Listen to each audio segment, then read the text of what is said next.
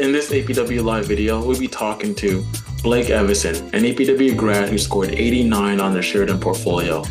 We'll be taking a look at Blake's character preparation, so his thumbnails, the different characters he created, and his final character designs. Also, we'll be going through Blake's life drawing.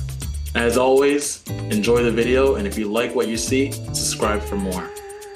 Yeah, we're gonna do a little bit of an intro, so I'm not sure where these guys show up on my screen, but we have the APW directors here.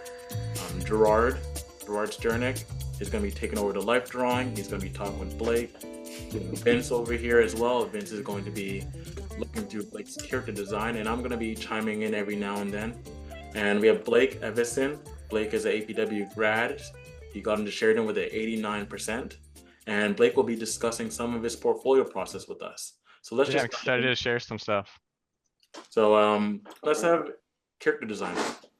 Okay, Blake, you know what? I was looking through your work and I was looking at, I remember way back, I don't even know, maybe this was December, the first week of December, maybe, I'm not sure. But this was probably one of our first sessions, yeah. Okay, before we start, I wonder if you could talk a little bit about the experience that you had as an APW student leading up to toward those final 8 weeks of the course where there was a lot of emphasis on the portfolio, and what did it look like in the lead up to that before we start with the characters? So definitely for the whole course, it was really pushing kind of the shape theory and the gesture theory, and kind of working on those skills through all the exercises we were given through every single class every Sunday. And when we got to that final 8 weeks, I looked at everything kind of learned with all the exercises and kind of decided what can I use towards this kind of character aspect, and using simple shapes that we learned through gesture of shapes, or even life drawing gestures, using aspects of that to kind of get into my character, or even creating cool kind of character compositions, almost like kind of the thirds, kind of trying with the body composition, trying to mess it up, kind of make it interesting, I guess. That comes from the gesture and kind of just the root of what we were learning through all of it. Right. But I definitely had a lot of fun with doing all of them, because with doing learning gesture before, it actually allowed me to create these characters super quick, and even looking at this character, I can quickly make a adjustment, whether it's making the torso bigger or making smaller, and learning from all that from the previous course, it just really helped me with that. And I think with the character design, I can easily just change it, and with what I learned from gesture and obviously the shapes again, I can make it more interesting.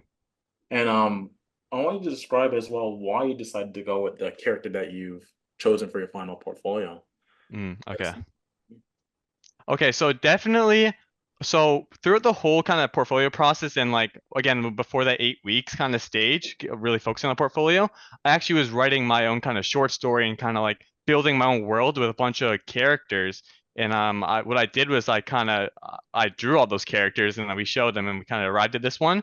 And so all my characters were different animals, and they were I forget what the word is, but they're animal human type things. And I knew Sheridan really likes that, a lot of animated films are animals, like Kung Fu Panda, everything like that.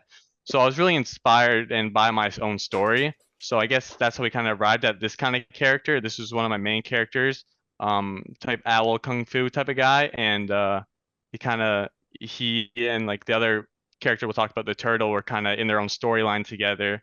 So it's just making my own story kind of really helped me with creating these characters and creating aspects of them, you see with the robe, and even the poses too. You just made me think about, okay, we looked at this owl character. Yes. And then there are other characters, such as this character that almost looks like a slender, sort of a cone character with the coat is kind of wider at the bottom and tapers toward the top. One thing that it makes me think about is, okay, you've got these two characters. And as Josh is making these little sketches here, they seem to be based on forms. So what I'm getting at is, you've got different positions here on the screen. These are drawings that you made, and of course, it's a character rotation. So you applied these same positions to each character, and how did you approach? Was it helpful to approach these through three-dimensional forms? I don't think I would have gotten like through the character design without thinking of it with the shapes first. Like I thought of all the basic shapes, like exactly what Josh drew above, exactly what I thought about before creating this character. And creating those shapes before actually creating the details on your character allow you to kind of change your kind of again like your character shape and you kind of how the character kind of feels and what kind of vibe it gives off. So yeah, definitely you can even see with the underdrawings I started off with all the circles and kind of did the coat first and then did the head and kind of did the character off there. And even with the arms, thinking cylinders and really you can so it's a rough drawing. You can see the shapes underneath it. And I can go back after and add all the details I want after. Just doesn't really just exactly what Josh is doing right now. Got it. Okay. Yeah. And then the final two, there was the turtle character. Yeah. Maybe you can talk about the transition between these two drawings and then your final character, and then how you worked through that. I wonder if you could just make a couple of comments on that. Yeah, so one quick thing that really you can really see is just the dynamic of the character just changes so much. This turtle right here is just really flat, really straight up. Not really. I was intending for it to be older. You can see the wrinkles on his face, but really, old man doesn't stand up straight. He's got some back problems or some neck problems, right? So I took that and I added it to my next character. Like I went back, revised to the next turtle, and I changed his neck so it's longer, more down. He's even his back's more crouched over. He's got the cane now. So now he's looking a lot more like an old kung fu master guy and not more like a on like a less personality turtle. This guy's more personality. I like the how you have the neck going down, and it feels more like a turtle. It That was feels a Yeah. good like an idea. older person. Yeah, that So looks good. like what you're talking about. I think even the gesture that you're talking about, doing all those gestures with I believe was it Nico or Jess, your teacher? Nico. Yeah, doing all those gestures with Nico, and it wasn't just for life drawing. It helps with everything, right? And Exactly. you're able to quickly make those changes, right? As you can see in like the small drawings right here, where I It's guess about you to say. going down like a curve like this, and then you decided, maybe I want it to be a little bit more upright, maybe not so much going down. Well, that's the beautiful thing with the gesture. You can push it as far as you want, and then you can push it a little back if it's too much, and you can Yeah. just easily do that. So it sounds like you regard you came to look at drawings like this as very, very flexible. Yes. You start with I honest something, you change it. these are like I don't consider this any finished drawing at all. Like this is terrible, but like I just kind of threw up on the page all my ideas. You can see like I don't care what it looks like. It's just ideas. Just really getting what I really and just really the process of it is really just the process. One thing that I didn't get to work with you that much, maybe just once. No. But Yeah, what couple I hear times. from Gerard and Vince is you were never shy to do the work. No. You could do it. I loved doing it too. It was so fun. So let's move to your final character rotation here. Yeah. So yeah, this one you can see it changed a lot. This one you can see it's a lot more detailed. The shapes are a lot more prevalent. And I liked how the cane turned out as well. But that was the hardest part of the rotation. Now this made me think of a couple of things. After looking at the previous character drawings, and Yeah. I can see a clear connection between your development drawings of the turtle character and this finished one. Yeah. What you identified, the posture was a big thing. You had to think about this big shell, this big form on the back of the character, and how would that affect the feeling of weight, and how would that affect the posture, and how would the age also affect the bent over posture. And I think you've made some good decisions on that with the kind of fatigued, not slouching, but the fatigued feeling. Someone, they spend a lot of time, they're old, and they have a walking stick. Yeah, you've done some really nice things here with the size of the head.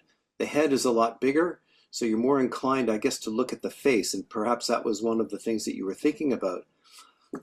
But this makes me think about the pencil drawings that came before it, and in fact, the one of the life drawings that you'll talk about with Gerard.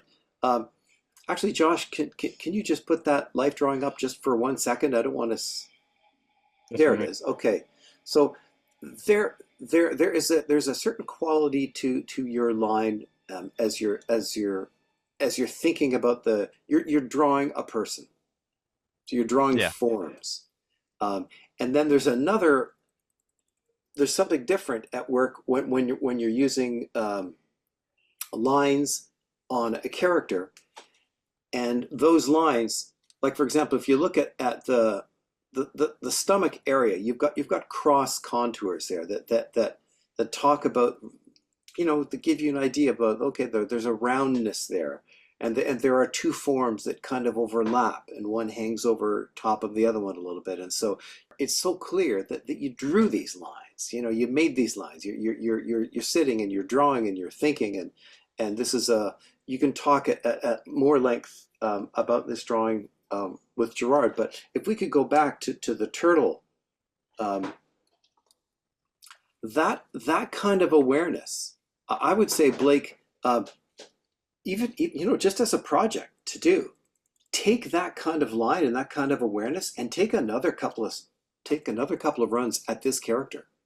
Mm, Yes, without even resorting to, say, a digital platform. And I I have a see. feeling, yes, I have a feeling that what you did in the development drawings previous to this, you were getting there's a level of comfort there, and just drawing with just, um, what looks like pencil crayon or something, or color erase pencils, um, that you're just developing through repetition. You could strengthen this a lot, I believe, and I'd be so curious just to see how that would look if you took another run at this character with just a pencil, right? Um, Get but some deja that's vu when doing that. yeah, for sure. Well, that as you said yourself, that's not something that you ever really shied away from, in No. terms of, okay, how does this look? What else can I do to it? Can I rethink this character? Can I also make two other characters that are similar to it, and then see which one has the qualities you know, that win the audition, so to speak? Um, Yeah, exactly. Before drawing this finished one that we're looking at right now, how many drawings roughly did you do of this character before you did this one? I probably, for my whole character design book, I probably use a whole sketchbook for all the characters. And for this character alone, I probably redrew him. I'd say like 25 pages of in my sketchbook of just trying to just figure out where goes where and what the cane looks like and how his beard interacts with his where it connects to with his mustache and how his kind of jaw looks. And it's just keep going over and over, and it just takes a lot of drawing. So it really does. For sure. And But what? yeah, at the Sorry, go ahead, Blake. sorry, I was gonna say like at the end of the portfolio, like at the 8 weeks, I finished two full sketchbooks in those 8 weeks, which it was, and my arm was hurting a lot. So it's just the amount of drawings you got to do to get in it's a lot. Well, there's something really, really good about that, and you'll find out what that is in September, because um, you get assignments given out fairly quickly, actually right Yeah, away, and then, so because you're someone who has developed a way of working and a way of developing these characters, you'll be fine. That yeah, just means that for you just have to settle into that, with the instructions that you're given, and you'll be fine. You've got a start, you've got a process that you've seen for yourself, that it can produce, it can work for you. So That's a real benefit that you carry with you, going forward. So that's good for you. And doing the portfolio, I think it gives me a sense of like accomplishment. So I'm itching to go back, and I'm wanting to do another like more drawings, and I just can't right now because I don't have school. Like I'm stuck like just doing my personal stuff. I just can't wait to go back in September to start doing some more stuff. I noticed the picture. That, by the way, that was an awesome picture of you by the big Sheridan S. Oh yeah, And you're we have like, to. thumbs up. Of That was course, awesome. yeah. Thank you. What was it like? Like, can you give me a breakdown of what was it like working with Vince on, all the drawn for animation stuff, like week by week, getting feedback and then doing the work, and then what Yes. was your experience on that? So definitely like he gave me exactly like the assignments to do. So it was obviously like rough drawings, making all the characters, and by doing all of them, doing all the assignments he gave, it allowed him to give me the right feedback about all my characters and allowing to see kind of my potential with each character. So instead of only doing one and not getting any feedback on it and just kind of going with that one, I got multiple chances to prove these different characters and test them out with his feedback and kind of guidance in creating better characters. Even like I think he with the turtle, he was the one who gave me the advice about making that pose better and make it more dynamic, make it feel like an old man. So with that, I feel like my character wouldn't have got to the stage that it's been without that advice. So and with with the shapes as well, he really helped with that. And was this your first time applying or second time? This was my first time applying, so yeah, so I went to Sheridan Art Fundamentals for after my graduate, like after grade 12, and then I decided to go to APW through that. So I was doing that Art Fundamentals plus the APW. So I was just like getting so much knowledge from like so many teachers from school, and then plus you guys. But like on the APW is so much better than the school because it actually taught me what I need to learn for animation and for the actual portfolio requirements. Um, but yeah, it was really fun. There's a Well, lot of for work, our fundamentals and APW at the same time. Yeah, well, I think that's what I was talking to Nico, and that's what he did as well. So kind of following in his footsteps. and maybe you'll follow right in Nico's footsteps, and then do Sheridan, and then Yeah, get yourself a job somewhere as an animator. exactly. Or That's the maybe plan. maybe you'll get a job somewhere in Hawaii where Nico Exactly. is. I love, oh, Hawaii'd be the best. I'd love to live in Hawaii. Somehow I don't think there's a lot of animation coming out of Probably Hawaii. not. Yeah, Well, just for the sake of available time here, Blake, you've got a lot of other stuff that we could go through, but I just thought that this group of character drawings really kind of illustrates a little bit of the depth that you went to, and the research and the drawings that came before settling on a final design. And like I yes, said, this you own now. You've got a Blake sort of a process. You know what I mean? You I can write do. a book, Yeah. the Blake method, um, and now you can use it. Now you can and change it. It's a flexible method, so you learn new things. You new demands are placed on you. You can go with it, but nevertheless, you're ready. You're ready and prepared. So. And what I Um, like about APW is it gave me the skills like I can use everywhere across like my whole career. Like I've learned like so much that I need, and now I can just really just get experience and just keep developing my skills. Like you said, and just keep developing my process, and hopefully do bigger and better things. And out of finally, like the last thing I'm curious about is out of all of this stuff that we covered in drawing for animation, what one area interested you the most? It definitely it had to be. I love the layouts and the perspective and going through the process with that and like going through all the different like kind of like perspective. I don't know if we didn't really talk about perspective, but yeah, like this one was super fun to go through in the process with this. Especially with your guidance with the trees and like I know you told me to go outside and actually look at real trees and see actually how they're actually formed in real life so I can take inspiration from that instead of just looking at other person's drawing, and that really helped with this one as well with that advice. That's a good piece of advice because a lot of people would just go online and look at another portfolio, just copy it. right? But actually observing from life and then bringing it into your work and how you interpret it and placing it into your work makes for much more original drawings that are your own. Yeah. And you know what I just realized? I guess that makes um, myself, Gerard, and Josh to a lesser extent because he's not as old. We're the old turtles, I guess. We're the we've got the we're standing there with the walking cane, and we're like, go forward, my son, and you know what I mean. Like Yeah. the process that you've discovered or that you've been using. We talked about this a little bit about drawing real things and making that like your starting point.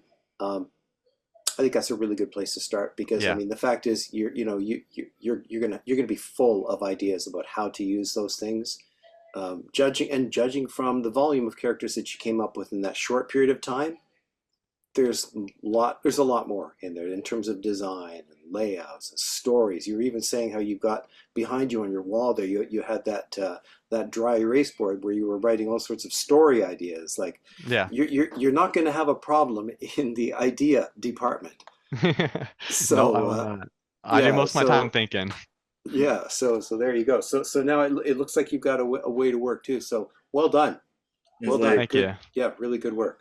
I it's don't like know, this Vince, about jumping from the old turtles to us, like Well, you look, somehow, I've because also got the I've thing also about go forward, my son, means we're going back.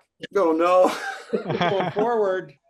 We're going to La La Land, and That's he's right. going to, you know. Hawaii. I don't know. in your other Josh layout. can be the old turtle. Yeah. And I wouldn't mind. Hey Blake, I remember in your other layout, you had a turtle meditating. It was Oh, like I did. I did. I don't have that here, but this is like young Blake right here. That is. Yeah. The temple, wisdom from the old turtles, Gerard and Vince. Yeah, I'm getting out of here with the wisdom. I'm out of here. Right? Oh man. All right. Well, let's move to life drawing. Yeah. And Gerard can touch on the life drawing stuff here. So Yeah, actually, Josh, I have another life drawing of Blake's. I'll show you after I see you have one there. So Yeah. you know what, Blake? This was a learning curve, eh? The life Yeah. drawing was a massive brain shift for you, as I Yeah. recall. And you know what? I'll start with this because the thing is, Blake, like you actually, not that other people don't do work, but you actually did the work the way that we ask people to do the work. So now this is, and you know, Blake, you were saying before, you were talking about art fundamentals at Sheridan, and I took it at the same time, but APW taught me all the stuff, and basically art fundamentals, like it's a good course. It's a general arts course. It's designed for people unlike you who aren't sure about what they want to do yet, and they take a bunch of different courses to learn. The good side, the downside of doing art fundamentals and APW at the same time is exhaustion. But the upside is, Blake, that you had all those models. And so what was happening was in Extra Life, I'd say, we do a critique and I'd say, man, you got to go and like draw, like you got to get into the studio and draw from model. Okay. And you go every day. Yeah, I did. And then when you handed in your file every week, there was like a couple of hundred life drawings for me to go over, which is actually about the right ratio, you know, Blake, when you're doing this. And I'll let you speak to that in a minute. But it was interesting because from the time we started the critiques, our critiques are over 2 months. So you're critiqued every weekend for 2 months on top of doing all your classes and all the work with us. From the time that we started the critiques till the end, I would say that was a pretty massive learning curve you went through. And I noticed distinctly there were some points where you had pretty major light bulbs that went on and other major light bulbs that we turned off because they were keeping the other light bulbs from turning on. But the good thing was, and this goes kind of with what Vince was saying, the good thing was that really made the day was you were enthusiastic. you actually went through those critiques like a happy camper, even though I tell you go away and fix 50 things and come back with another hundreds of stuff. You'd say, okay, yeah, that's fine. I get it. I get this now, and I'm going to go and do it. So all in all, I'd say your progress was pretty massive in the life Yeah. drawing based on where you started. Oh yeah, when I started, it was horrendous. It was I was so scared to show any of my drawings. It was that bad. I feel like it's like that for a lot of people though. I think the main thing is just getting over and just getting over it and just thinking, oh, this is bad, but just keep doing it and you'll get better. Yeah. That's just the main thing of it, and a lot of people unfortunately don't get to that like thinking of it. Yeah, well, it's fear about how it looks. And but like I don't have your score sheet, your Sheridan score sheet, but I think you did pretty good all I got a around. 9 out of 10 for my figures. Yeah, so what we'll Nice. do though, Blake, so the other thing is too, I also remember for the geeks in the crowd who are watching this, I also remember some distinct kind of graphic approaches that you had to learn. And we talked about them, like the organic contour.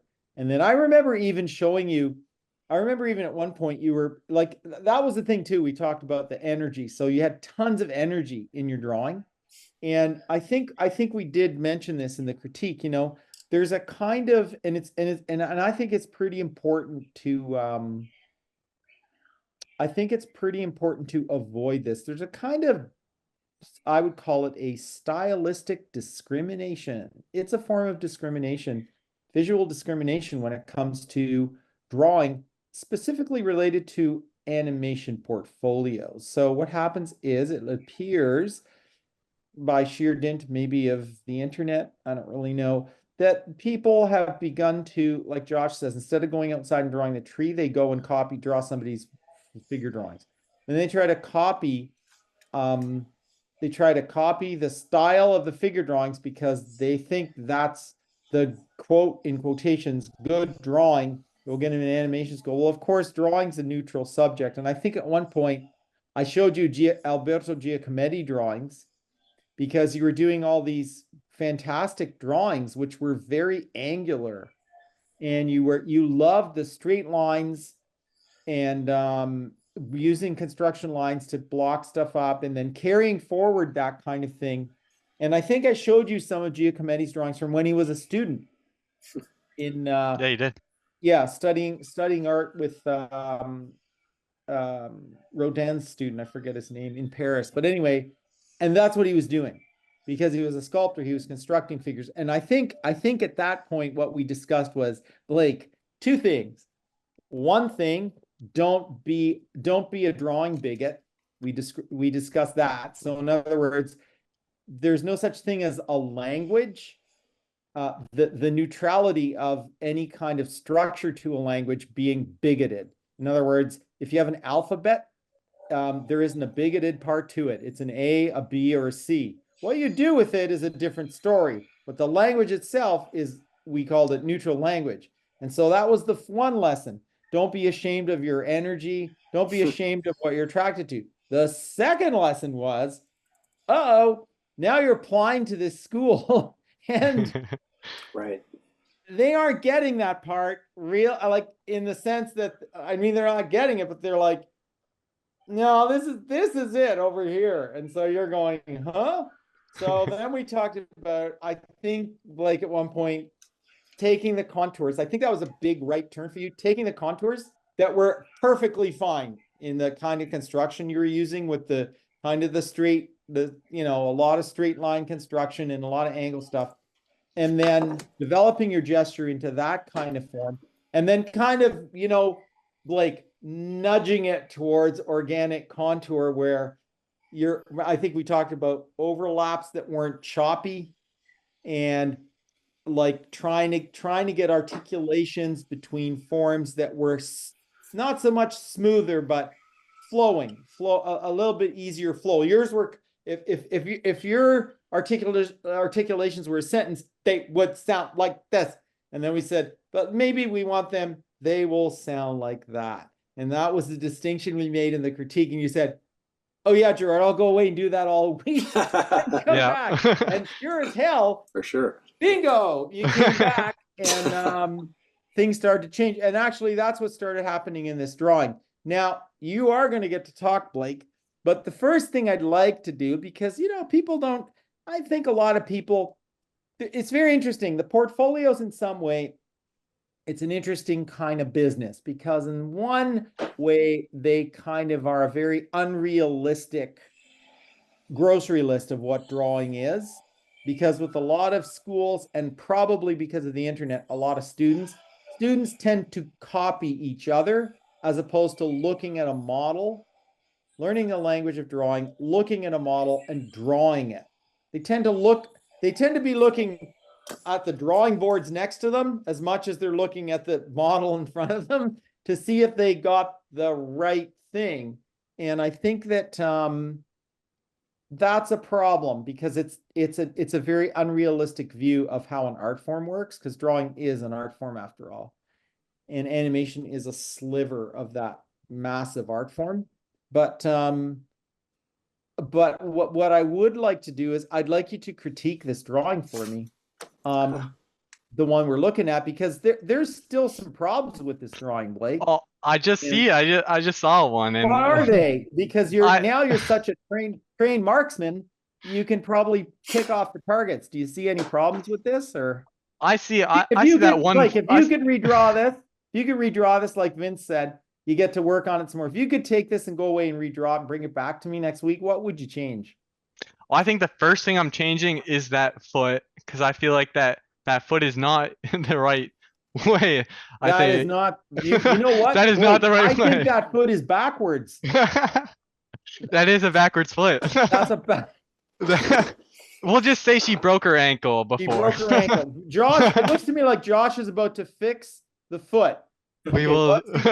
What is he going to do here? He's going to put the big... Blake, you know what? I think you got the big toe on the other side. Yeah, the toe's on the other side. Yeah. Or maybe she's got a really big pinky toe. What else are you going to fix? Anything else? I think that hand on that right's a bit chunky, but I think also just cleaning up a lot of the lines. Now, Blake, let's get into this because there's a lot of problems with the word clean up. And I think you and we talked about this a lot. And that too is what I call a kind of a drawing discrimination, because when drawing is, after all, a human activity where you can see the process of a person's mind as well as the way they feel. And so our minds move in a kind of flow.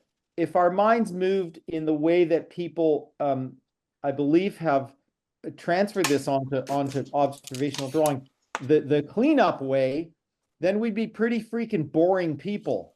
So I think we have to make some distinctions here for the youngins who might be watching this on YouTube, who are thinking, oh boy, I sure don't want to make messy drawings because I'll be in trouble. I think we have to make a distinction between developing ideas and selecting lines that you feel are, I think cleanup is the wrong word. I think selection, Blake, is probably a better word. That you select the most vital information, and you get it into your drawing, and that's up to you. And that's the other thing, Blake, that's interesting. Vital information to one person might not be the same as it is to another. Yeah, actually, it's not. That's your style, right? I don't even know if style is the right word. It's who you are. You know, no one person is going to. I think the general rules, forget rules, the general things we've taught you about drawing are be intelligent. Be intelligent, like have a method to structure what you're doing, understand mechanics of how something works. Use also your having brain. attention behind all lines. You use your brain to make good decisions. So I agree with you about, I'm done with, because I'm telling you, Blake, with animation students, the word cleanup is like cocaine to an addict. It's like, give me a pound of that, like in other words, I've got to get 6 vacuum cleaners up and make this thing clean again. And then Blake, what you vacuum clean out is all the good qualities of a drawing and leave an anemic looking thing where the lines look like they're frozen and they could snap. They're full of so much tension. Your lines don't have that. And I think that's a real virtue. What you're talking about doing is what we discussed a lot, which was honing in on selection. And maybe to do that in these kinds of drawings, drawing lightly as the process develops so that you can give yourself room to breathe. And then as you hone in on it, selecting what you feel is the most relevant kind of information. I'm glad you fixed the foot though, Blake. I was really happy with you. Honestly, I was so tired. It honestly just slipped and I was want to use my portfolio too. That's crazy. I know. Hey, listen, now here's what I want you to do though, Blake. Can you speak a little bit here? I'll let you talk because I've talked there a lot. Can you speak a little bit to kind of your overall thing that happened in the workshop? Like, because I think that's probably the biggest drawing experience you've had in your life, right? So yeah, in terms of what we were doing together, can you speak a little bit about kind of what happened to you over that period of time up till now? I think the biggest thing was just honestly just letting go and just letting my arm and my hand just follow the gesture through like the 10 seconds we did, 30 seconds, not even worrying about how it looks. Because I knew like I did probably 50 pads to like the whole program, and I knew I'm not keeping any of those pads. They're all going right in the trash. So once I knew that, I was making the most messy drawings, figuring out the forms by just going over and over and over. My lines were getting so dark. I was like, I ripped through a bunch of pages just how many times I was going over it, right? And it's just going through that portfolio process and getting to that last 8 weeks. I was building my own process in my own kind of my way to look at it and kind of tackle it. So like I built like obviously like the shapes, and when I learned from obviously like what we talked about the characters, like building those shapes first and then going back and adding those small details to like that body form or whatever. And I think just making that process your own and honing your skills by doing that and figuring out what you're best at is kind of just the way to go about it. And so I think this drawing was around the time when we talked about parabellas in one of our things, and you're talking about music, and I had no idea we were talking about how it related to drawing. And actually, when I searched the parabella up, it was like the beats, and I kind of related that towards my own process. So what I did was I kind of each beat was its own kind of stage in my drawing. So when I was going through the life drawing, I kind of was singing my own song in my head with the beats, and so each drawing when I had the model up, I was having the same process, and each result was coming out the same because I was tackling it at the same time. And it just kind of made sense when you said that. But obviously, I think for other people, like, what are you talking about? Like, you know? Boy, that's what I ask myself sometimes. I think, dude, Blake, I also remember too distinctly. I have this little diagram that I use. It's strangely enough, it came from a drummer, a great drummer, and he uses it to demonstrate the idea of which again is so much a part of learning to draw, of how exercises and apparently simple things, when you master each very simple thing, and it becomes so and mastery is a word that's been very abused too. Mastery just means you do it so much that it's easy. That's it. There's no Zen master who comes down on a cloud and touches your head and you all of a sudden begin to float. It's just you did it so damn much that you don't have to think about it anymore, and it just comes out naturally. So I remember showing you this diagram that he had, a very nice little graphic, which had on the right side, I have it, but I can't find it. It's in my file, but a triangle. And underneath the triangle, so it has a simple graphic, a linear graphic of a triangle. It was a black ground with a white line. It just had a triangle, and it said this, and then it had an equal sign. And then what he did was all the triangles were taken and overlapped to make a very complex geometric form. And he said, this equals this. And I remember showing that to you and saying, you know what, Blake, we got to get down to just a couple of really simple things here. And then really trying to kind of master those simple things. And then those things will come together. will come together in what appears to be a very complex configuration, when in actual fact, it's a combination of some very simple elements that have been cojoined to create an image, right? And that's where, Blake, we started getting into, in this drawing, overlap. We started talking about how your contours were overlapping. Oh yeah, I remember that one. Because this is after our talk about contours that there was nothing wrong with angular contours. So you loved angular contours. You loved them. Did. Yes, which is fine. No problem. Great way to construct something. But we talked about, okay, being able to push that a little bit farther and to start getting into some overlaps where things weren't so choppy. And I think this is one of the first drawings you brought back where you started doing that. And then you ended up putting in your portfolio and getting a 9 out of 10, which is kind of interesting. But I think what we were talking about, Blake, was you had a tendency to, you had a lot of good energy. That was it. And so you'd get in and knock these contours in, and you were like chopping. It was like chopping wood or something. You're like, cutting in the shapes and cutting stuff in, which is great. But I think what we said was stuff like you can cut so much, like here, that the form almost starts to come off. It starts coming off the guy's leg. And then, and we kept going further. But this was a pretty big kind of, for you, it was a pretty big kind of push forward. And I think we left this, Blake, at just keep trying to work through this idea of flow when you transition in your contour between one shape and another. But don't, by any means, don't drop the angular thing, because you like building that way. Just do it. I think we said just do it lighter and then develop your contours on top. You got anything to say about this Crouching Man? Well, this was the first drawing of the session actually, and I was so surprised because usually the first one's your terrible one, your warm up, and I left right after I got this one because I was like, "There's no way I'm getting another one like this." But I did a couple more after, but it wasn't coming out like this. So once I got this, I immediately took a picture because I knew like this was such a big improvement to what I was doing before. Like before, you saw how messy the lines were and how much I was constructing even before, like the lines and the flowness of it. But now you can see it's lighter. It's a lot more clear. Even like there's some shading on that. But yeah, this was a really big. This was like light bulb turned on after this one. And once I kind of dreamt about doing this drawing over and over again, but the same process, trying to get drawings like this one for my portfolio. But Blake, that's kind of nice. I used to do that in art school too. I used to dream about drawings. Yeah. Like when I would dream about the drawing I wanted to do.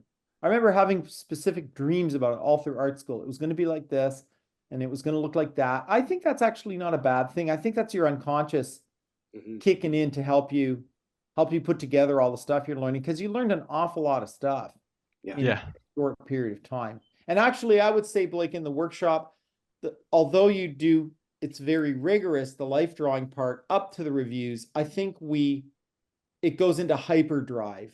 I think when you start doing the portfolio reviews in December that go right through to the end of the course, privately with us, while you're doing the drawing exercises at the same time, it definitely was hard to keep up, but I mean, it was worth it. I did it, and now it's paid off. I got in. Everything paid off. But Blake, you were going life drawing like 4 times a week, so that because Sheridan, luckily they offered, it was like 6 o'clock to 9 o'clock, like Tuesdays to Fridays. And I just went. I had no questions asked. I just went every day, and I had to drive home, and I mean, it was definitely worth it.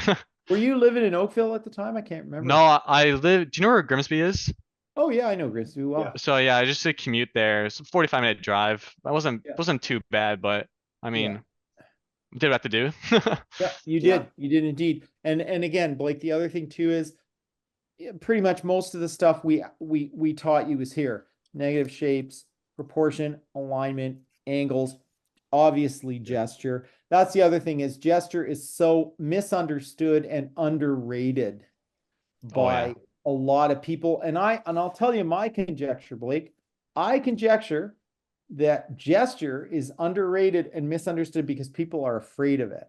And the reason they're afraid of it is because in order to learn it, you have to let go for a long time and get used to contacting the flow of making a drawing and then relating your kind of attempts to reach out to whatever is in front of you through that flow. So you're trying to connect with that and then not worry about making something nice. And I think people, when they start doing that, they just get terrified because they're thinking, oh my God, what's this thing? And how's this going to work? But you pretty well nailed the gesture. I mean, the guy's whole torso, that's what I said when we critiqued this. The guy's whole torso is being carried by his elbows. I mean, the guy's right knee is getting a life of its own. We talked about that. It's almost taken off. It's about to take off and start a little family of its own. But other than that, Blake, honestly, you really pretty well summed the whole up and got all those other elements to work at the same time that we taught you. The negative shape, structure, silhouette, contour, angles, everything, dropping plumb lines. And then your anatomy. That's the other thing, Blake. I did so many years of anatomy and teaching it. Can't stand talking about anatomy when you're teaching people how to draw because they don't learn anything about anatomy. If you teach constructive anatomy, there's never a single mention of anatomy, and then people start drawing all of the anatomical parts. Once they start doing all of that, which comes through the language of drawing, then you get into talking about, oh, this is the origin, this is the insertion. And so in these, Blake, all of a sudden, boop, you started drawing, clavicles and muscles and all this stuff just by sheer dint of focusing on the shape, what's the volume, selecting remember that? I used to torture you guys. I'd look at 50 and say, no good. You didn't select, you got to select the best shape. What's the best shape? Go get an egg and look at it, and you guys, oh, an egg. What's with the eggs? I'm going to eat one of these things. But this was good. Like, this worked out. This worked out really well. I think I was going to say with the one problem with the life drawing from like Art Fundamentals was everyone could see each other's drawings, right? So everyone was scared to make their own, and everyone was looking at me while I was when I was like, this was like when I was through APW, people looking at me like, what the hell? How are you doing that? And I'm like, do your drawings, then you can do it. And I was like, stop watching me and just do it. But I think that's just the main thing. Just do it. You can't. They were trying to get you to tell them what to do. Yeah, and there's no answer. Like I use no answer. It's just do it. But Blake, I thought you were gonna say there's no answer because I sort of don't even know what I'm doing, but I'm just doing it. No, for real, you really don't. You just going.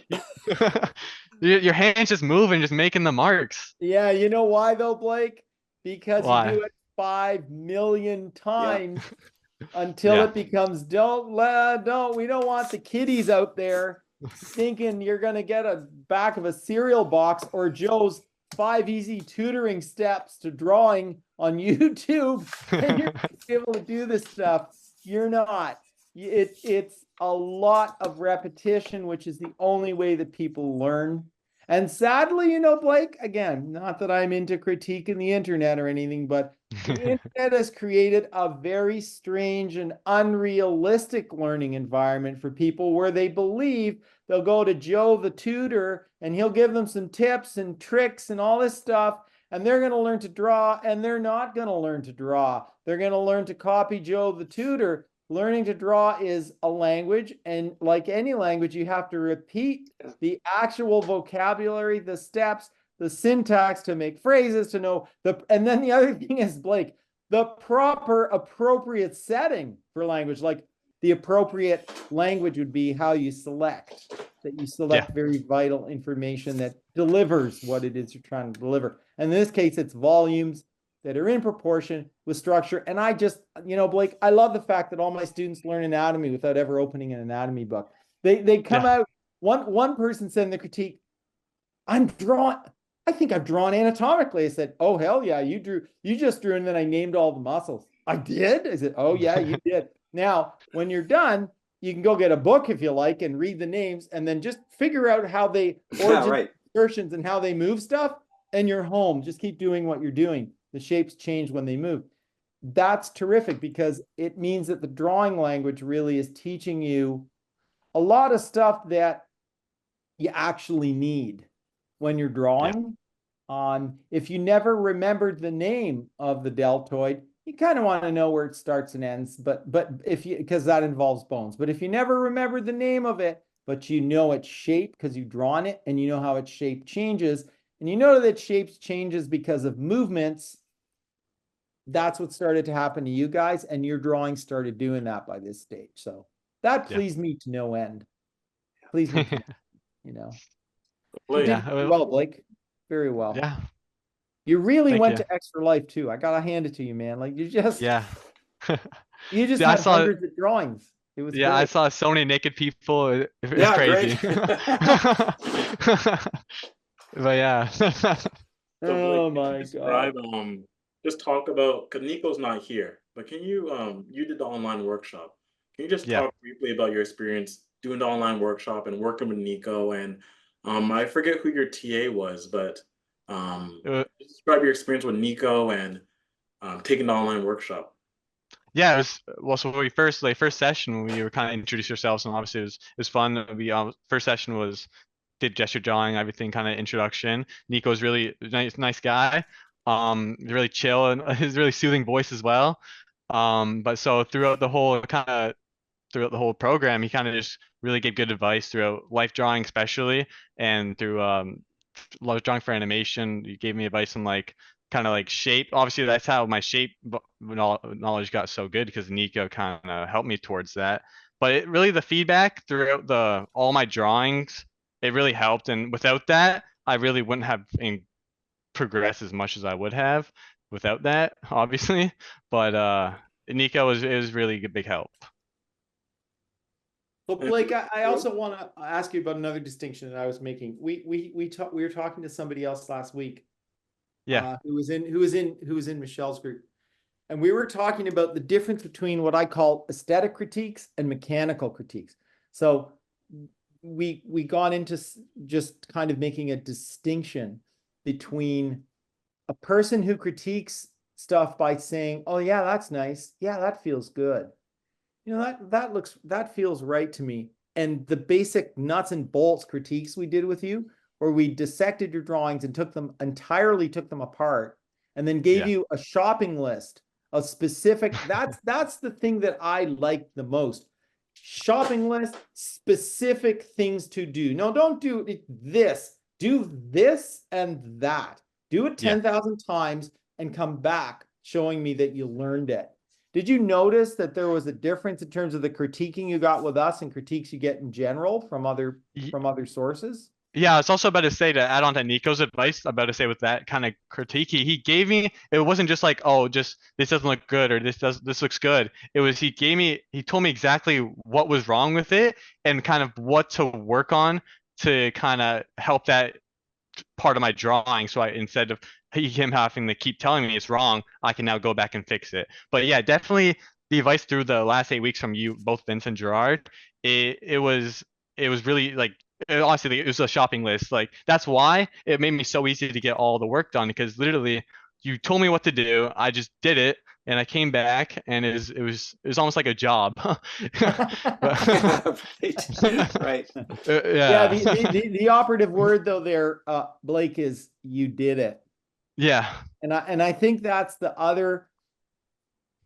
There's so many strange things floating around out there thanks to internet la la land, but the idea that somehow, like, I don't think people understand you did this. Like, we did this together for sure. Yeah. You like the stuff we did, you got it. We gave you tons of stuff, but if you didn't do anything about it, yeah, that's it. Nothing.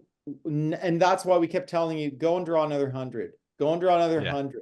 Go and draw another 100, because actually that's the biggest part of the learning process, is practicing something. But you know, it's like my great drum teacher Jim Blackley said, and he was the greatest teacher I have ever had, and he probably will remain so for most people going forward. He said, and I quote, "You could really screw someone up if you didn't teach them properly." And he is right. Oh. So in other words, in other words, you like, there's two parts. There's what you're teaching, it's got to work.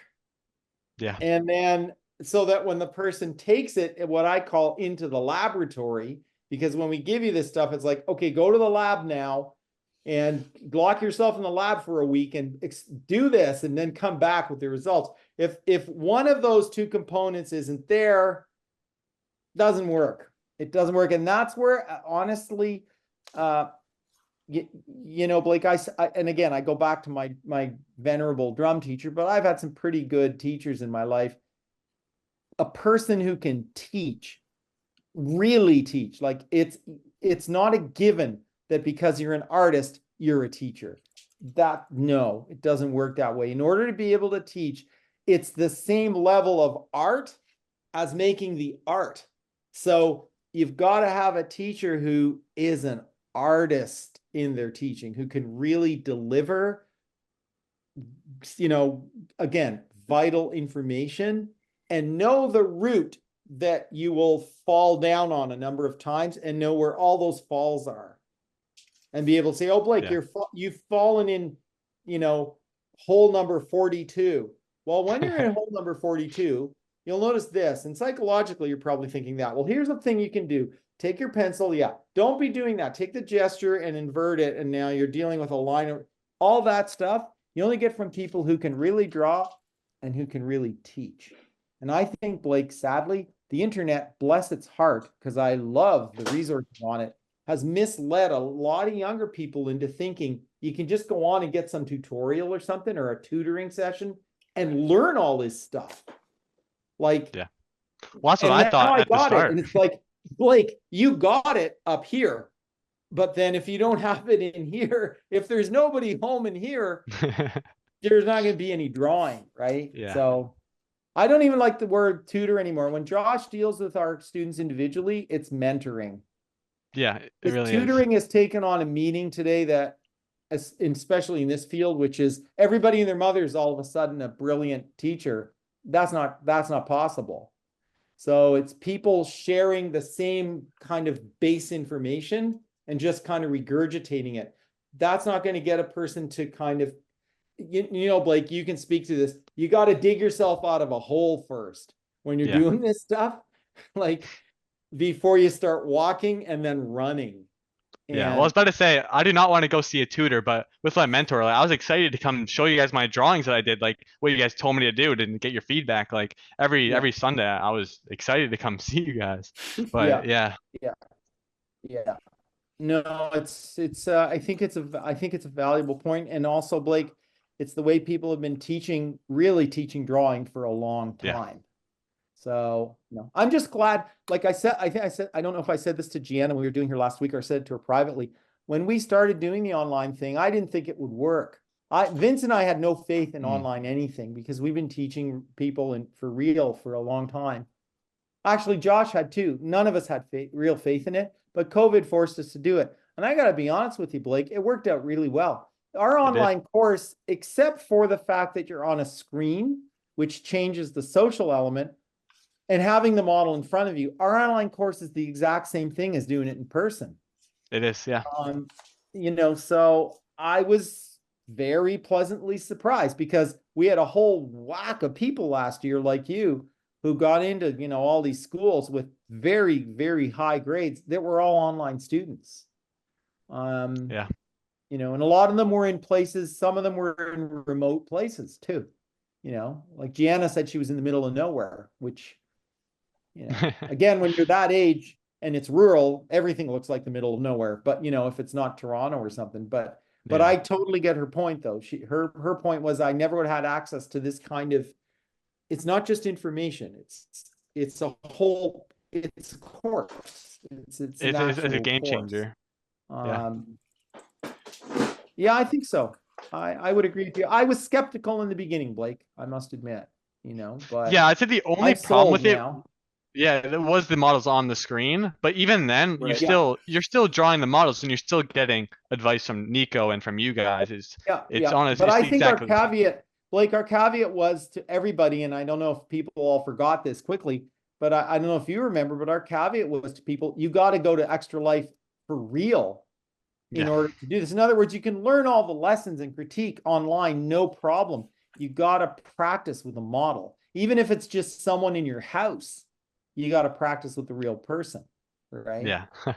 You did it, Blake, but a lot of people just said, yeah, okay, I don't know, whatever, right? Yeah. Um, A but lot you of people actually- didn't even show up to some of the meetings too, and it's crazy. Yeah. No, you really, boy, I tell you, I always knew when I gave you work to do, you'd come back with piles of work. So you just Yeah. keep doing that in animation school, you'll be This- fine. It was yeah, I'm gonna draw so much. Since I'm moving up to residence too, so I'll have all the time to draw. So Nice. you're going to be Good. living next to, like, right at residence at Sheridan, or close to it? Yes. Right on Sheridan. Then hopefully I can get a house up there or apartment, but we'll see. Well, That's exciting. Very Good stuff. exciting. Not, Um, not the money Josh, you it got costs, anything? You got anything to add to this, Josh? Or Well, I mean, I worked with Blake once, I believe. Was it once or twice? I think it was twice. You filled in for I think it was Vince once, Yeah, and then we booked a session, tutoring session. yeah, and just I heard it from Gerard, but I actually got to see it myself, and like you were just not shy of putting the work in, right? You just No.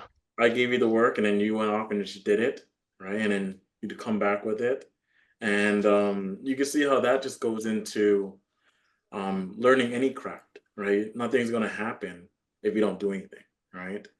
And with your drawings, Blake, and you're gonna see this when you go off to school, right? That you're gonna need to still put more work into it, yeah, right? The work never stops. It just never Oh, does. of course. Like if you don't do anything, nothing will happen. So yeah, I'll just say, Blake, congratulations, and good luck in school. Yeah, great. Thank you. Great job, and thanks for making the time and talking to us. It's great to get your perspective. Like you've gone through a lot, and I guess you're about to get into sit down, or not sit down, but what do they call it when runners put their feet into the block at the starting line? Oh yes. Yeah, you're just about to get there and bang and just start going. So in a matter of months. So all the best to you. I hope it really works out really well for you, and I have no doubt that you'll just sink your teeth into it and get all there is to get out of it. Yeah, thank you. I think you'll enjoy yourself immensely, Blake. I really do. You take to the drawing part like a duck to water.